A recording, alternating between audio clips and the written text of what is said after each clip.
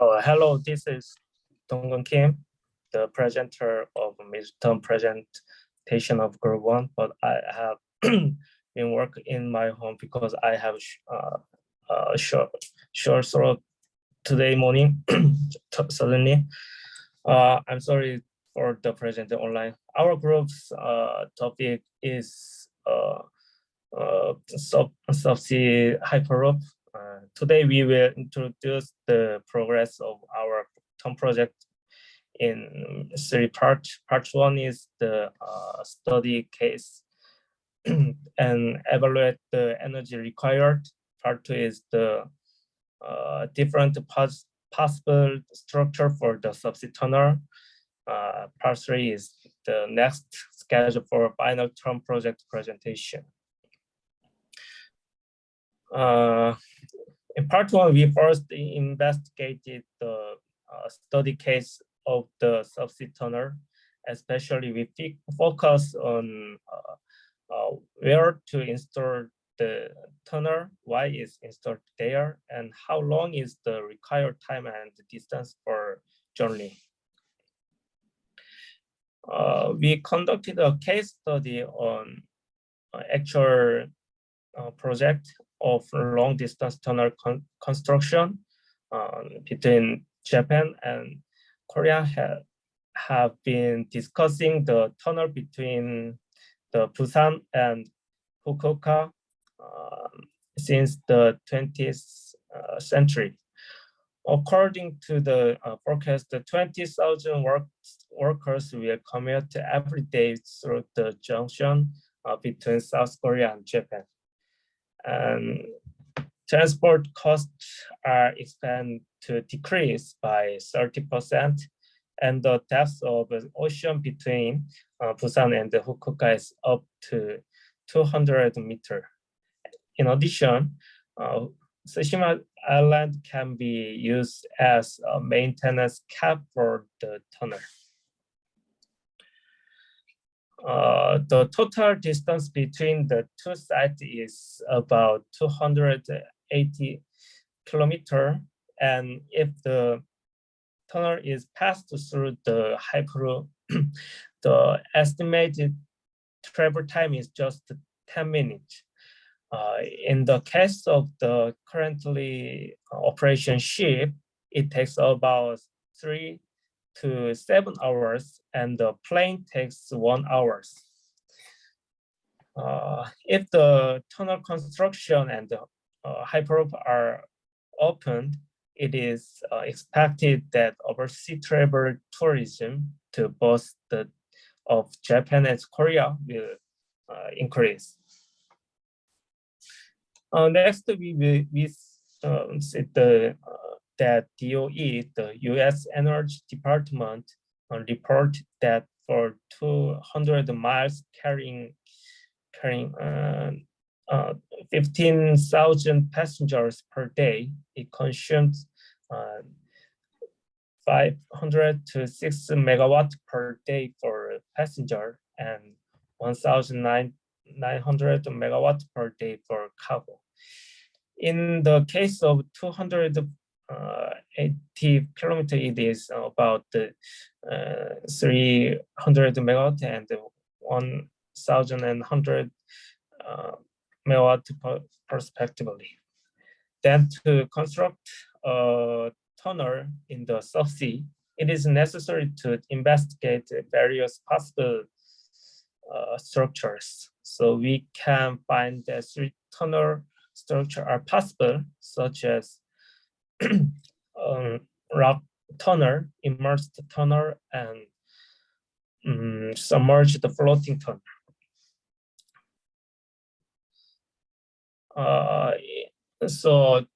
First is the subsea for the rock tunnel. It used the method of excavating after making a certain hole by exploding dynamite or a huge drilling machine, and it's based on the bedrock or soil mechanics. And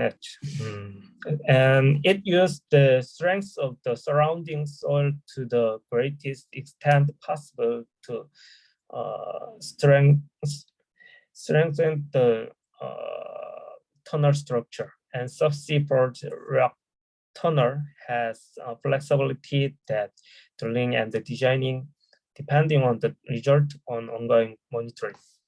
So one example of the subsequent rock tunnel is the Xinjiang Tunnel in China. This tunnel is first underwater high-speed railway tunnel with design speed 350 kilometers per hour in the world. It is first super long underwater tunnel in China too. And tunnel length is 10.8 kilometer and inner diameter is the 9.8 meter. Next, the second possible structure of tunnel is immersed tunnel. This tunnel is built elsewhere. I'm sorry. This tunnel is built elsewhere, floating on the tunnel site, sink in place, and then connect together. Immersed tunnel is also commonly used in road and rail crossing in river, estuaries, and the sea. And this YouTube is the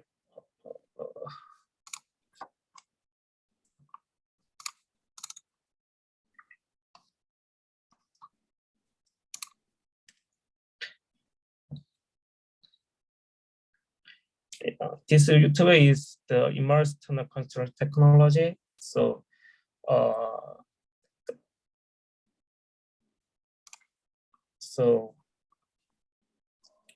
make the tunnel onshore and transport to the offshore, and this tunnel is merged under the sea. So and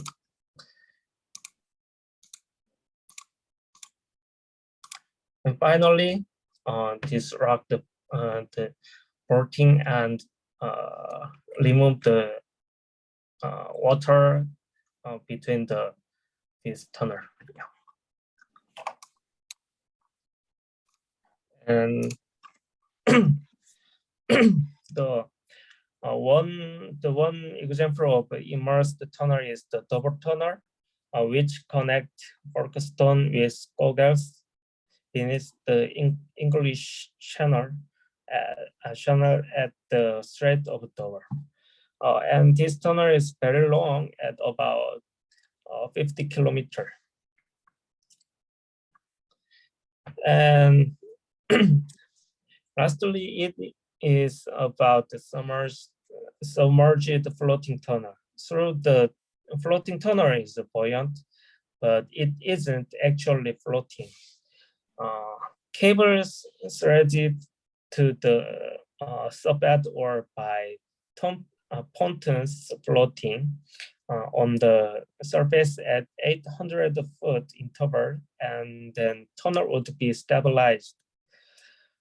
The submerged tunnel, floating tunnel has never been built yet, but several proposals have been floated by different entities.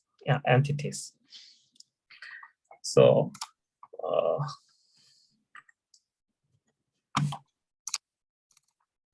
yeah, this is about the submerged floating tunnel, and these pontoons have the buoyancy, so this every tunnel structure have would be stabilized.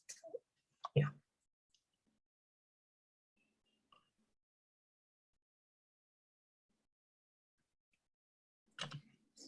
And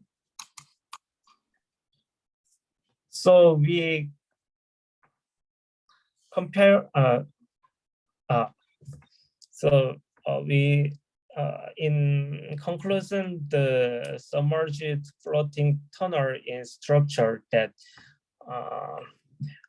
the floating by the buoyancy of the tampon. The immersed tunnel is submerged on the subsea ground, and the rock tunnel is a method of constructing a tunnel by drilling through the inner layer of the subsea ground.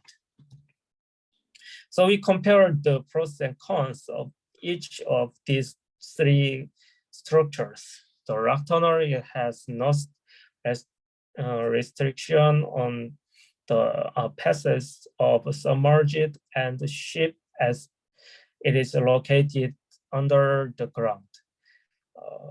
However, it is not only very inefficient, but also close to impossible to construct the tunnel in the sea for very long distance or very deep because of pressure. So, and therefore we think that it will be suitable for a place where the water is not very deep and there's a lot of basaltropy. And immersed tunnel has a short build time, but carriage of risk of sunken ship and anchor strike. Therefore, it would be appropriate to install it under the sea where there is no need for according of the vessel or ship and submerged at a short distance. Lastly, the submerged floating tunnel can be installed in very deep sea because there is no limit to the depth of the water due to the floating system. So in addition, it is possible to construct a new and renewable new structure and renewable energy power plant on the pontoons structure for buoyancy. So it is its horsepower is very high. In conclusion, so in conclusion, we expect the rapid and economic innovation through the hyperloop rather than airplane or ship for intercontinental transportation. In the process, an offshore tunnel that connect onshore is needed, and some feasible tunnel were investigated. Afterward, we we will look at the design and the manufacturing method for the tunnel structure in more detail, and we will look at the offshore ocean renewable energy plant to supply the energy required for the hyperloop, such as offshore wind, offshore nuclear power, and offshore solar power. And this is the timeline announced at the first proposal presentation, and all of the first and the second phase has been complete. Therefore, in the final presentation, we will design the overall tunnel structure for the hyperloop and demonstrate using the CAD and design how to supply the energy consumed to the hyperloop. Yeah, thank you for listening for our presentation.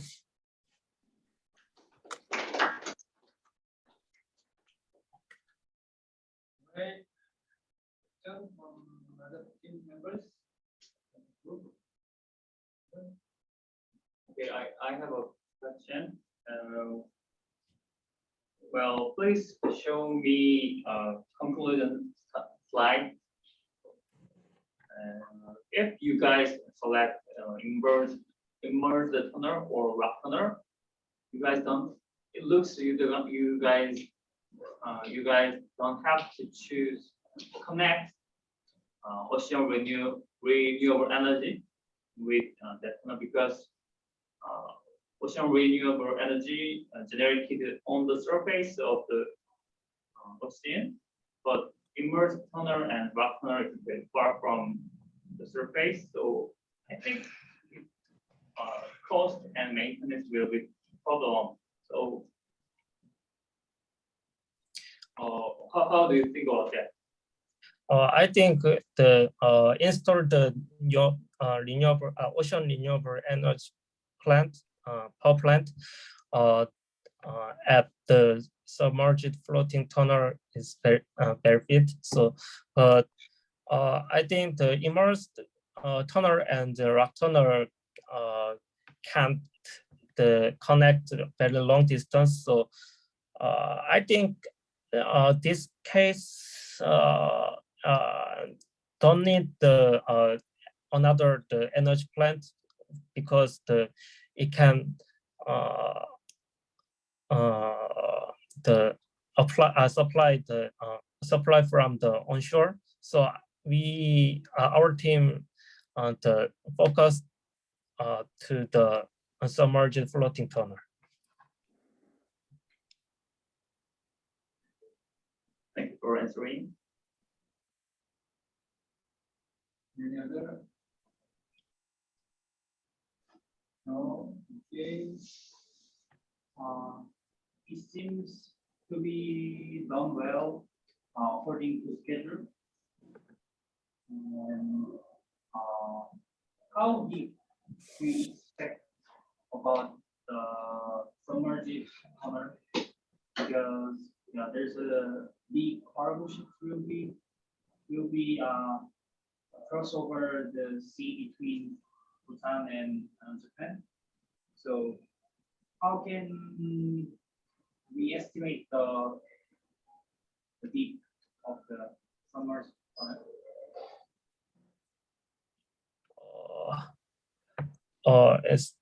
I'm sorry, the volume is so too low. So how deep will be submerged tunnel placed?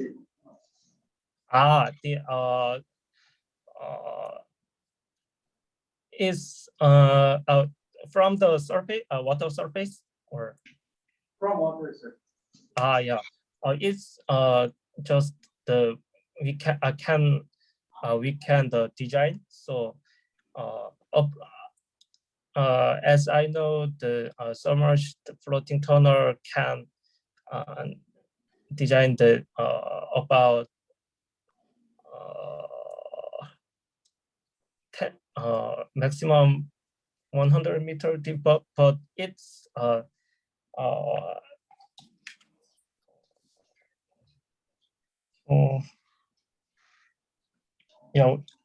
we will find more information. Yeah, I'm sorry.